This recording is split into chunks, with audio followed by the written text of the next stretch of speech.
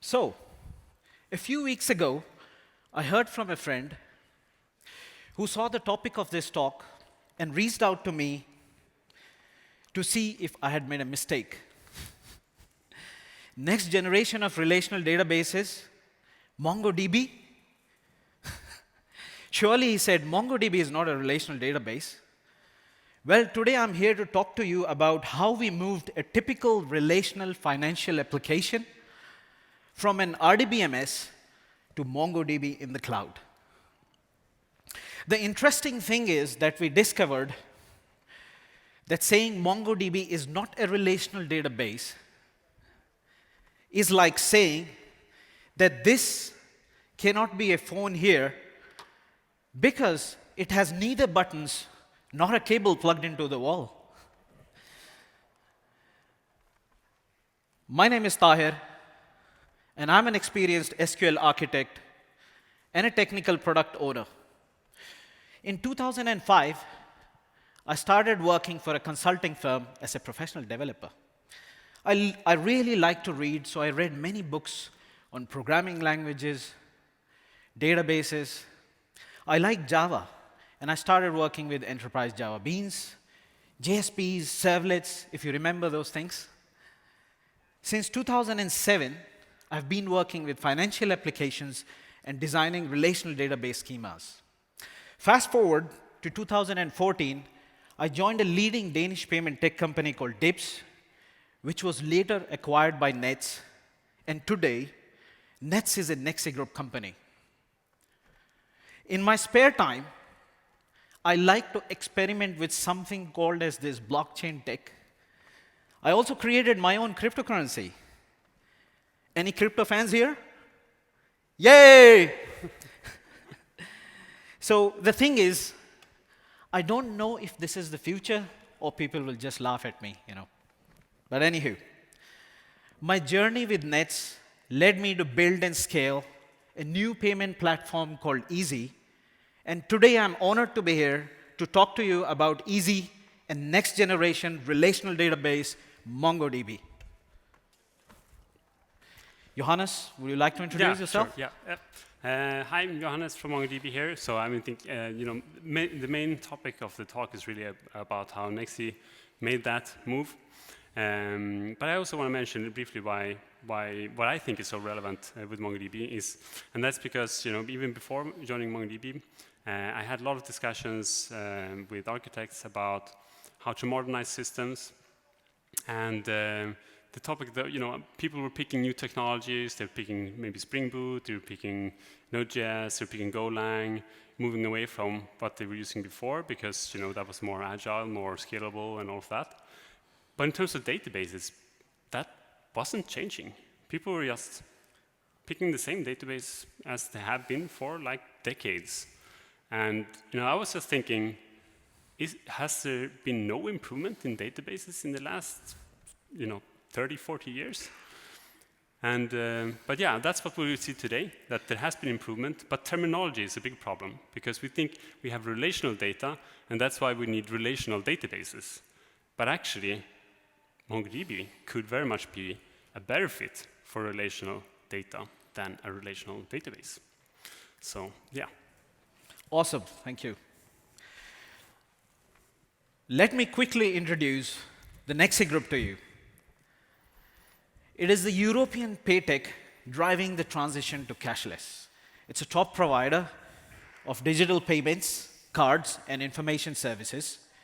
The Nexi Group is a strategic combination of 3 companies. Nets from the Nordics, as you know it, and Nexi and SIA from Italy.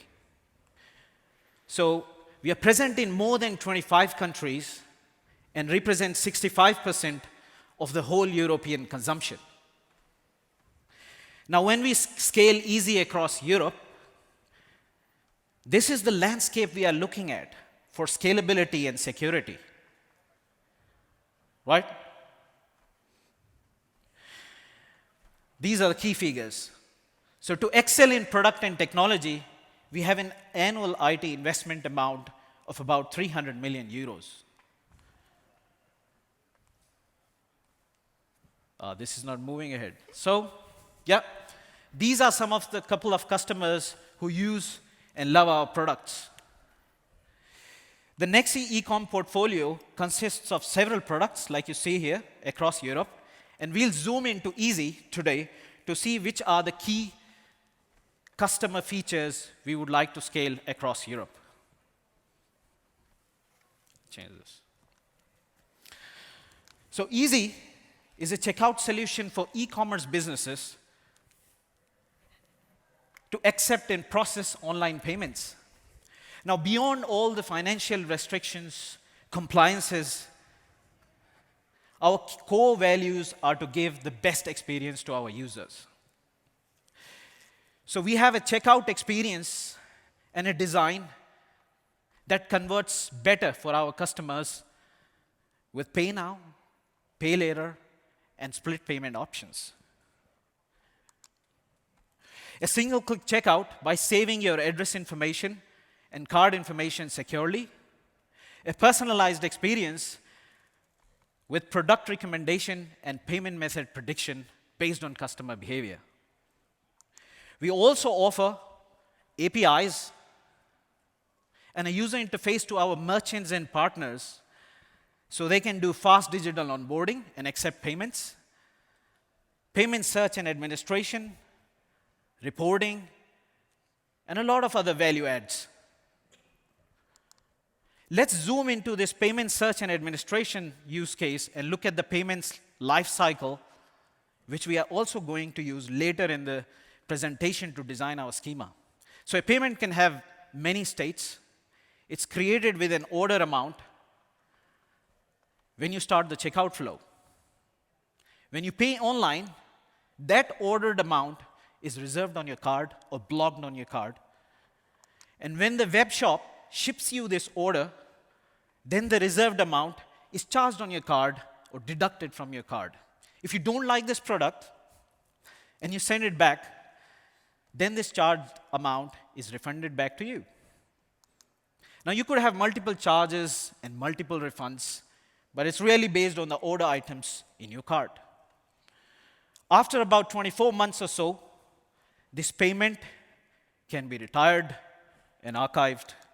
In summary, there can be a lot of payment actions applied to the payment aggregate. And we are going to use this very relationship when we design our schema later in the talk. All right, what are our existing architectural requirements before we scaled out to Europe? Adding and updating information with concurrency and safety was the biggest key for us. For many years, the architecture on Easy has been an RDBMS, of course with high availability, and data replicated across various data centers. And we had a relational schema like this. So at its simplest, we manage payments, and each payment can be from a card to a merchant, both of which are associated with a bank account. Now, the schema cannot be so simple. We just looked at payment actions. So each payment can have multiple actions or repeating groups. And there can be several of these, and they can have several others. And if we have a column which has multiple values or fixed set of values, then we map them with hundreds of domain tables like these card types, payment types, etc. So if someone were to use this relational schema, then they would have to understand all these relationships. For this very reason, we have these big SQL views which give you the data you need, joining these tables all the way back to the top-level entities like the payments. And this is what makes our system slower, right? So let's look at the heart of the matter. Easy is successful in the Nordics. We have tens of millions of transactions processed a month. But as we expand across Europe, we have to move from millions to billions of transactions a month. Now, with that level of scale, our challenges include high availability and performance, great user experience across the continent, cost efficiency, must, and of course, no compromise on security and data privacy, GDPR. So what do we do? With proper due diligence, we decided to use the cloud technology and modernize our applications. But how do we modernize our database architecture? What do we do with our database architecture? Let's review our requirements again. Of course, we have the old requirements about adding and updating information with high concurrency and safety, but we also have these new requirements expanding into Europe, that is, data distributed across Europe for low latency to our users, faster and cheaper transactions, better developer experience, and high performance, especially with compared to some SQL views, which would slow down when you apply billions of transactions. So we look at the market for the best solution for our needs. And what do you think we come up with?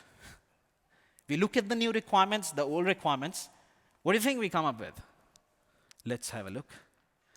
Voila! MongoDB! It's not really a surprise though, right?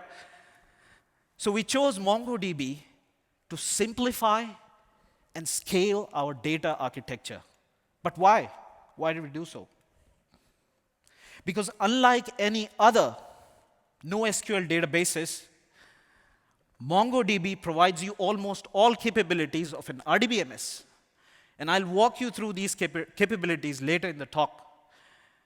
MongoDB is a pure document database, which can arguably be called the next generation of relational databases. It has entities, and it has relationships between them.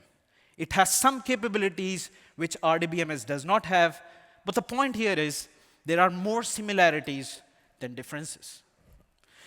What is a document database? Let's see what it is not first. It's not a JSON store any more than an SQL database is a CSV store. Now, JSON is a great way to represent your data and all, but it's a terrible way to store your information. It can be bloated. You don't have data types, which you really need, right? It is a database which is 95% similar to an RDBMS. But the key difference is the container types. Arrays and nested tables are first-order column types. This is the key difference. And these container types are native, not jolted on like JSONB. Also, the terminology tends to differ because we cannot use rows, columns, tables. So we use records. Let's call them records and fields. In RDBMS term, this record would be a number of rows from different tables. But in MongoDB, this is called as documents. And a group of these is called a collection, not a table. Now, what are the things we needed from this database for a financial application like Easy, which is scaling across the Europe? Let's go through all of these things. So strong data typing. We need asset behavior. We need transactions. We need modern object-based APIs, cross-data center high availability, and horizontal scalability. I'll get into details of this now, one by one. So database need data types, and so do many programming languages. So use the correct data type. Dates should have a data type, and they should support relevant arithmetic. Integers, decimals, doubles, these are unique numbers. So apply the right number. Money should not be stored as floats. If you have a bigger number, it can outstrip integers. Now, JavaScript and JSON is not very good with numbers. So 0.1 plus 0.2 is not necessarily 0.3. MongoDB does provide you with something called as eJSON, which is useful if you want to represent your data as JSON but have these data types. But of course, the point is, JSON is not a data model for the databases. Now, if you're wondering, how does MongoDB enforce these data types? I'll come back to that when I talk about how best to use them. Next, ACID. Now, this is a simple definition of ACID. You can see here. In simple terms, it means that when I look at committed data, it obeys the rules. So I do not see any uncommitted data unless it's me making the changes. And when I make a commit change, all is committed or not afterwards. And multiple servers and users rebooting is not an excuse. That's simple. MongoDB provided us exactly this, ACID behavior. Next, transactional rights. So if you can avoid having multiple updates at once, then you can avoid having the contention of the things which go in an active transaction. But we also needed transactional rights for single updates, for the records. So the changes should depend on the content. In this example here, this should apply to only one person where the set and where are bound together. This is what exactly we got from MongoDB.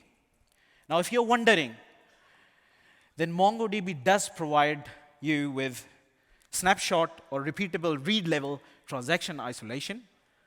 For RDBMS and MongoDB both, the default is read committed, and you can choose to change it if you want to. Native object-based programming. So when you use object-oriented applications with SQL, it is a bit weird. It is a bit weird because SQL is written by non-developers. So when two programs communicate amongst each other and you have SQL in between, then we have to use one or more ORMs in the between to make sense, so that it makes sense. But in case of MongoDB, the APIs were designed by keeping in mind that we retrieve and persist objects. So if you were to query MongoDB for information, you would create your query programmatically, not with an SQL user interface, right? This is what we got with MongoDB. Cross-data center high availability. In simple terms, this means that you have two or more hot standbys for every primary or live server. And we have strictly ordered transactional logs.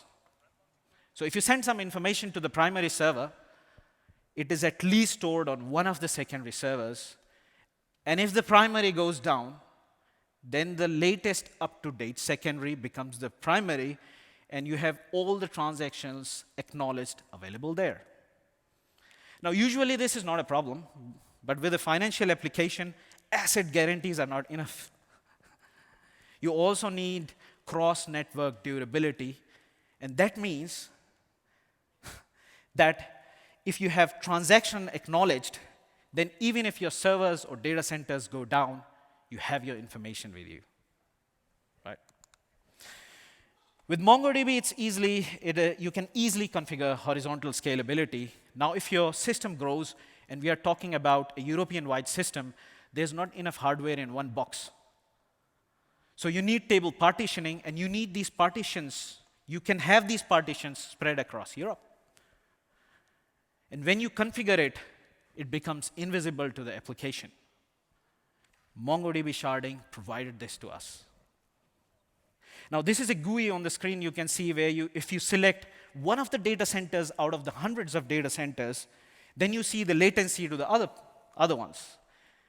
It also advises you to spread your data across the globe to meet your targets. But in our case, all our customers in Europe, and of course we are GDPR compliant, we care about data, security, all of that, so all our data is in Europe.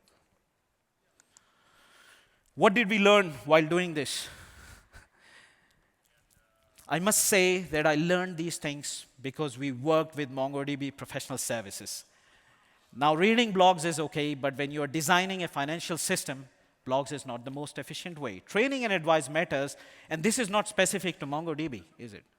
When a new organization takes on any new technology, blogs is not the most efficient way to build your systems and architect them. All right.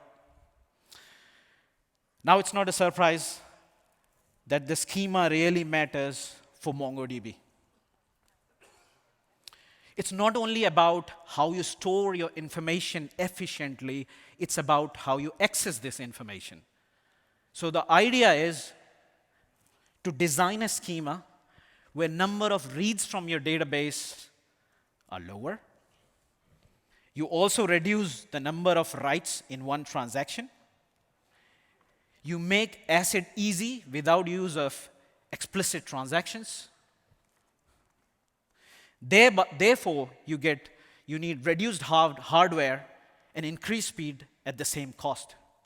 The key to changing an SQL schema into a document schema is to co-locate your data together to avoid the joins. In our case, we targeted that 95% of all our use cases for the payment search and administration were represented by one single document. The second key thing here we learned, no to the first normal form. And this is the key differentiator.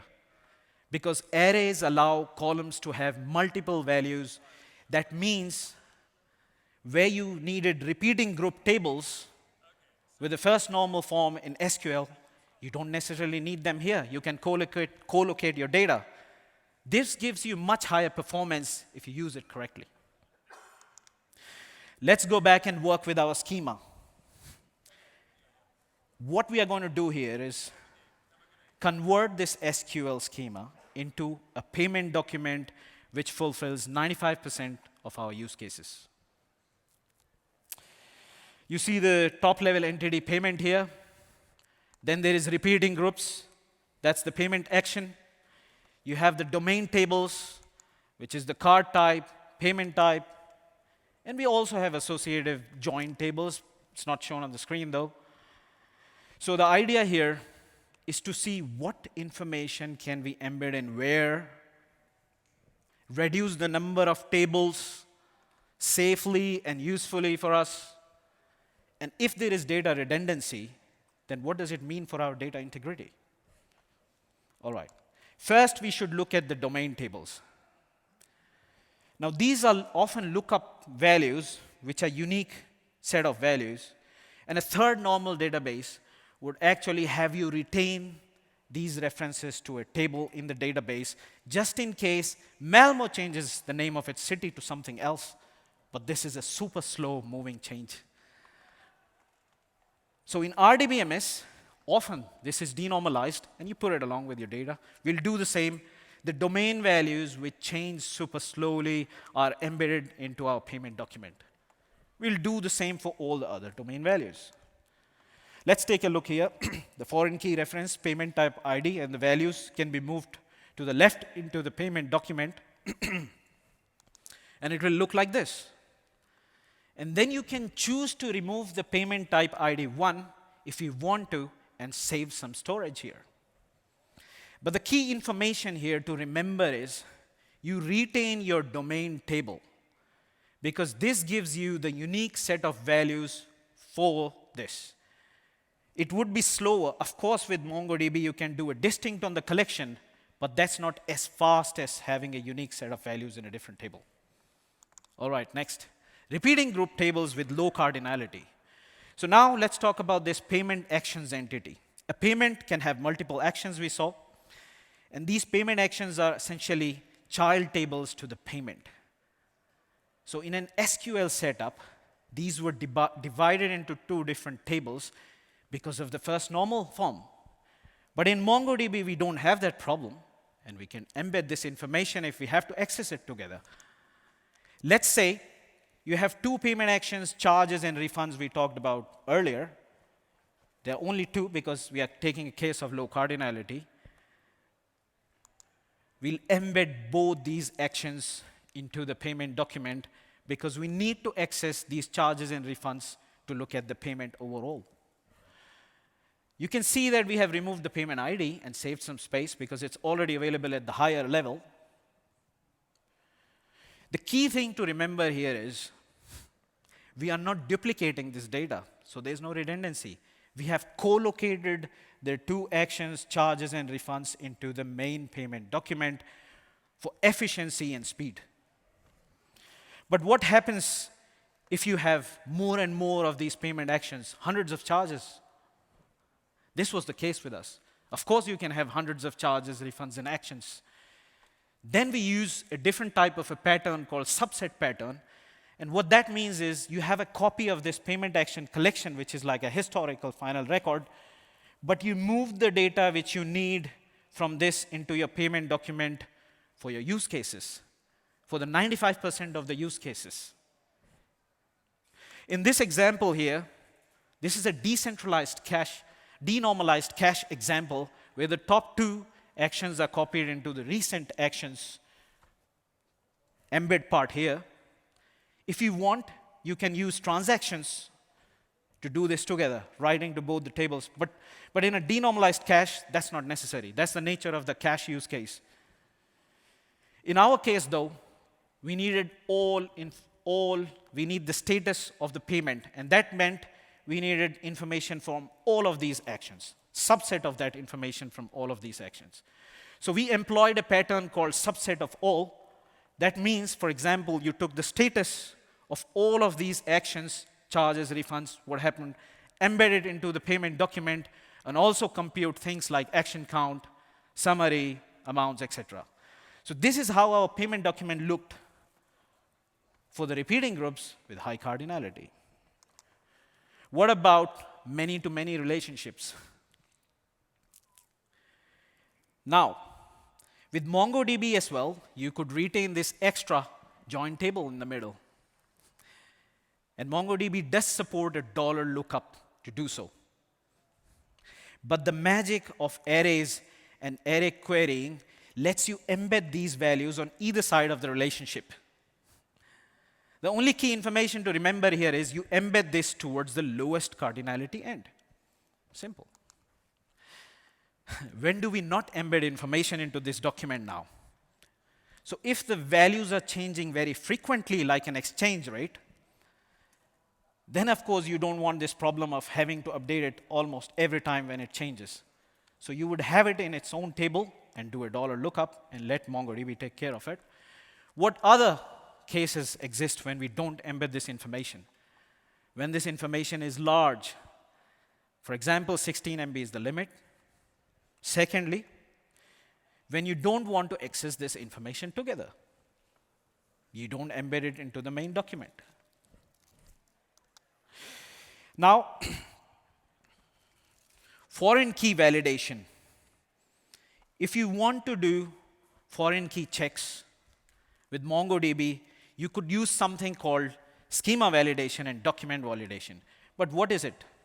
There's a common misconception that MongoDB is schemaless. Now, it's true that by default you can store anything.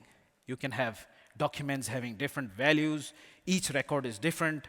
The number of fields in each of these documents is different, etc., etc. But the point is there comes a time when you have to free all or part of the schema. So MongoDB provides the developers and designers to decide upon the schema themselves. And then the application can employ the schema, can use this schema. And it can be as strict as an RDBMS or less so. And if you choose to do so, then you can say, for example, each field here could have a range of value, could have a specific data type, could exist in a document or not, and so forth, so on. Let's talk about index design. Indexes in MongoDB are exactly like RDBMS. They are B-tree, B+ hybrid, updated automatically on change of data. When you send a query to the Mongo database, the query planner runs and selects the best index for the job, which fetches your data, and then you can apply filters on it as you want. It also supports index covering if you have all the fields within the index. So you don't go to your table to fetch the records, you get it directly from the index super fast. You can have unique constraints, compound indexes, single indexes. And if you don't use indexes, then it results into a collection scan exactly like it would do in an RDBMS, a table scan. For sorting, same principles, use indexing. They can be up to 64 in a table. But what is the other important thing we learned? And that is, since we are co-locating data to avoid joins, the number of fields in a document can increase. And that points to having correct few compound indexes with the right order of these fields. And this is not unique to MongoDB. It's the same with RDBMS, but it's stressed more here to get it right. Indexes do add cost. We know that. If you add information, update information, delete information, it's a cost to your CPU, RAM. Your data blocks are pulled into your database caches. So avoid unused indexes, remove redundant indexes, check them. Now, when you index arrays, each member in this array is indexed individually. And that is why when you embed information, it does not slow down your query performance. Use index filters to keep your sizes down. So, for example, in our case with refunds, we could say only index the refund part. Or when your payments are archived, you could remove the indexes from them and get better speed and performance. What are aggregation pipelines and how best to use them? In simple terms, it is compute in the database. Now, we just do not want read, update, delete. We also want aggregation requests to be sent to the database. Example, join, group by, Windows functions. Overhauling or hauling all your data from your database into your app server and then doing computations in your app server is not smart. And if you are using a cloud, then it adds egress costs from your underlying cloud provider. Now, this is not well known, but MongoDB also has an Atlas SQL. So what this allows you to do is query the data using SQL. Behind the scenes, MongoDB converts this into aggregation pipelines. You can also read and write to cloud provider object stores like Amazon S3. You can also perform server-side aggregation requests like fetching data from a record on the server side at insert time or update time and embed it into your document. Now, I've mentioned MongoDB, and I've also mentioned Atlas a little bit interchangeably. I'll clarify here. MongoDB is a document database product, but it is also a name of a company with 4,000 employees and a valuation of about $12 billion, which is worth like 1/4 of Elon Musk's Twitter. Yeah, so MongoDB Atlas, what's that then? That's basically MongoDB in the cloud. So MongoDB, we don't just build a database, but we actually also offer Atlas, the database as a service. And that means that when you're using MongoDB, the community version, for example, on your laptop or wherever you want to run, you don't miss out on any features when you use Atlas. It's essentially the core database that is the same. It's also operated by MongoDB, so basically the experts at building the database are also operating the service. But MongoDB Atlas is not just a database in the cloud, it's also a data platform. And we've also heard today about how we can bring relational data into MongoDB, and that's why we kind of call it Relational++. But there are a lot of, I get a lot of questions about, yeah, so for what use cases should we use it for? But if I have just relational data, you know, what are the main use cases, let's say, for MongoDB? And so online transaction processing is really kind of the heart of what we do well. So there we need performance. We do need also ACID behavior, and we need scalability as well. So all of that kind of points in terms of transaction processing.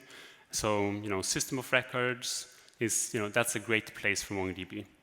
And if you consider alternatives, MongoDB means that you can start small, iterate quickly, build something fast, but then you don't run into kind of the ceiling when you can't scale. You can just, if your idea or your system is really successful, you can just scale with you.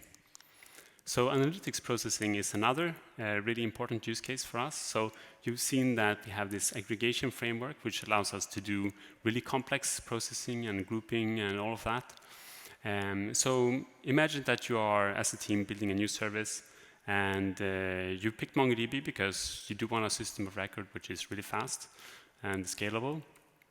But the customer says that, yeah, we'd also like to see maybe some trends, some graphs, some kind of analytics presented to us based on this data.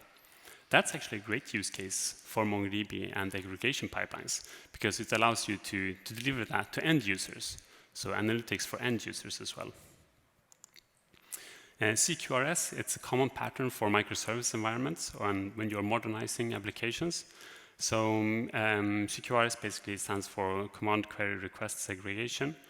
And that basically means that you're kind of you're separating the changing of the state with reading of the state of your distributed system. MongoDB, as we've seen, is both great for writing and for reading the data, but you also have direct access to change streams. So basically, the operations log of the database is directly accessible for you, which means that you can easily plug your data into things like Kafka, and also subscribe to data from Kafka, for example. And in the process, you also can apply aggregation pipelines, so basically transform the data that you get into something else. So basically, there's an event that is triggered, and you, as you send that to the stream, you can also transform the data as part of that. And then we have geospatial. So that's a, you would probably say, yeah, but okay, but that's a very different use case. Yes, it is. But actually, geospatial is often a component of system of records, and also often used in these architectures. So basically, you can use GeoJSON, which is a standard for storing both lines and polygons and basically shapes, and also query that together. And that, in combination with things like time series, makes MongoDB a very powerful solution also for IoT use cases. So time series is basically when you have data that has basically comes ordered by time. So it could be events, it could be messages, it could be a lot of different things, basically data points ordered by time. And there could be, if you're thinking about, for example, tracking vehicle information like fleet management, but also things like metering power stage, like power consumption, and also like weather data, where actually you also want a combination with the location. That's all good scenarios for MongoDB. And what we do there is like we have really good query capabilities, and we also do a lot of compression. And in terms of compression, I really like the way we actually apply columnar compression on the time series data. And I think just the name really goes a long way to explain how MongoDB actually does relate very well to relational data. So columnar compression, we don't even have columns, so how would you? But anyway, so that's, I think it's a kind of great example of how we are mixing those terms. And also in Atlas, a common use case as well with MongoDB is that you want to search your data, obviously.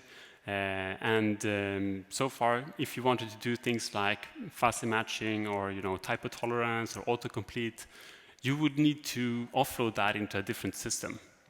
But you don't need to do that anymore. So we're actually offering an embedded Lucene engine, which means that you can do essentially full text search directly on top of the data in MongoDB Atlas.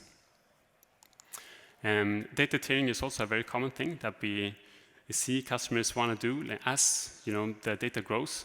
So we can offload to cheap S3, for example, object storage, and still keep the data querying. So the queries that you have, you can still use the same way. You can keep a connection string that's even possible to use to query both your hot and your cold data. So across that as well. And in addition to that, basically, we can run wherever you need to run. So if maybe your first market is going to be within country, let's say Sweden or Norway, but yeah, maybe you want to plan to expand somewhere, maybe Europe, that's not going to be a problem. We can put the data in those specific countries you need to be, and also scale with you to the world if you want. We also do industry firsts, like queryable encryption. And then you would say, yeah, but we've seen database encryption before, but here we're not actually talking about database encryption, which actually MongoDB has been doing before, but we're talking about querying data that is encrypted to the database. So the database actually doesn't see the data. So basically, in memory, it's still encrypted, but we can still query it. So that sounds impossible, right? But it's not. But that is one of those industry firsts. So if we want to summarize a little bit, is MongoDB relational, Tahir? Good question.